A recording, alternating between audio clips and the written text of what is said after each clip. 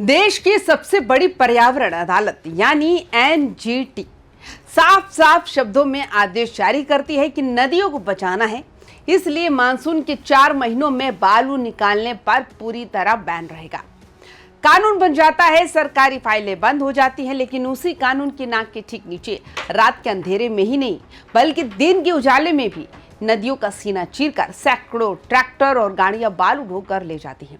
क्या बात है, आखिर ये कौन लोग हैं जिनका बुलडोजर सीधे देश के कानून और एनजीटी के पाबंदी पर चल रहा है? क्या ईचागढ़ की नदियों के ये घाट किसी माफिया की जागीर बन चुके हैं?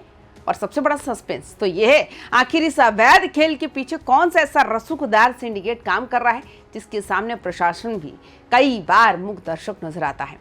झारखंड की सियासत में जयराम महतो ने जिस जल जंगल जमीन की लड़ाई को अपनी राजनीति का केंद्र बनाया है, उसी कड़ी में अब उनकी पार्टी जेएलकेएम ने ईचागढ़ के मैदान में एक बहुत बड़े और निर्णायक जन आंदोलन का बिगुल फूंक दिया है। जयराम महतो के बेहद करीबी और पार्टी के कद्दावर नेता तरुण महतो ने सीधे तौर पर सिस्टम को खुली चुनौती दे दी है। नमस्कार, आप देख रहे हैं वाईबीएन बिहार झारखंड। मैं हूं आपके साथ मुदिता त्रिपाठी। एनजीटी का नियम कहता है कि हर साल 15 जून से लेकर 15 अक्टूबर तक नदियों के प्राकृतिक प्रवाह को बचाने के लिए बालू खनन पर 100% पाबंदी रहेगी। इस दौरान अगर कोई नदी से एक मुट्ठी बालू भी निकालता है, वो सीधा सीधा संगीन जुर्म माना जाता है। लेकिन सरायकेला खरसावां जिले के ईचागढ़, सोरो विरडी और तिरुलडी क्षेत्र से जो तस्वीरें और जो शिकायतें सामने आ रही हैं, वो सचमुच हैरान करने वाली है। ग्रामीणों का साफ साफ आरोप है कि साहब, यहाँ तो दिन दहाड़े ट्रैक्टरों की लाइन लगी रहती है, नदी का सीना खोखला किया जा रहा है और माफिया बिना किसी खौफ के चांदी काट रहे हैं। सोचिए, अगर इन आरोपों में थोड़ी सी भी सच्चाई है तो ये सिर्फ पर्यावरण के नियमों का उल्लंघन नहीं है, बल्कि सीधे तौर पर हमारे पूरे एडमिनिस्ट्रेशन और मॉनिटरिंग सिस्टम की विफलता पर एक बहुत बड़ा तमाचा है।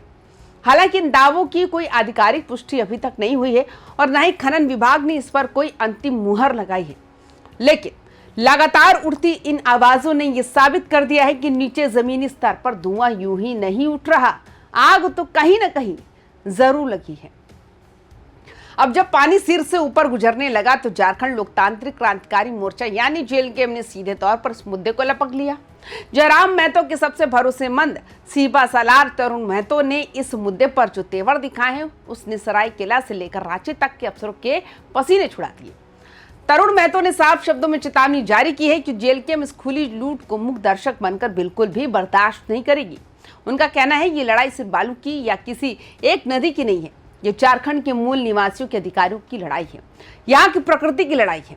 पार्टी ने अल्टीमेटम दिया है, अगर ईचागढ़ और तिरुलडीह के इलाकों में तुरंत ये अवैध उठाव बंद नहीं हुआ तो जेएलकेएम गांव गांव में जनसंपर्क अभियान चलाएगी, लोगों को गोल बंद करेगी और सड़क से लेकर सीधे प्रशासनिक दफ्तरों तक ऐसा जन आंदोलन खड़ा करेगी जिसे संभालना सरकार के लिए भी भारी पड़ जाएगा।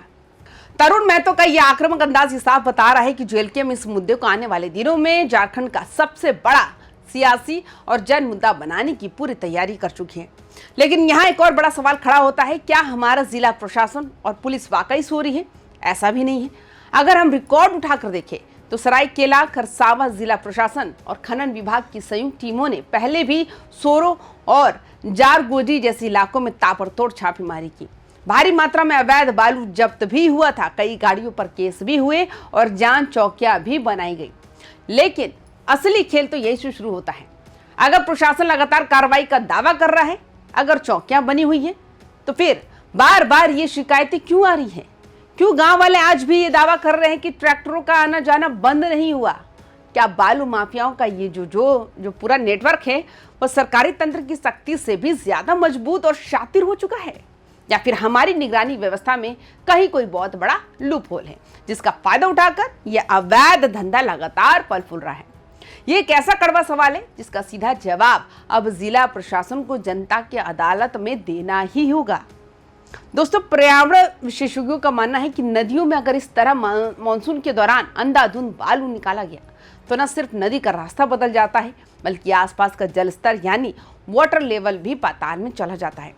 ये सीधे तौर पर हमारे आने वाली पीढ़ियों के साथ खिलवाड़ है। ईचागढ़ का ये पूरा विवाद अब सिर्फ बालू के अवैध खनन का मामला नहीं रह गया, यह अब कानून के शासन, प्रशासनिक ईमानदारी और झारखंड की स्थानीय राजनीति की एक बहुत बड़ी परीक्षा बन चुका है। अगर प्रशासन समय रहते इन शिकायतों की निष्पक्ष जांच कराकर दोषियों को जेल नहीं भेजता तो जेलकम का यह आंदोलन ऊंचागढ़ की सड़कों पर एक बहुत बड़ा सियासी भूचाल लाने के लिए बिल्कुल तैयार खड़ा है। लेकिन वाईबीएन के इस मंच पर सोचने पर मजबूर करने वाला सबसे बड़ा सवाल आपके लिए है कि क्या आपको लगता है कि प्रशासन शक्ति के बिना बालू माफियाओं की सिंडिकेट को कभी तोड़ा जा सकता है?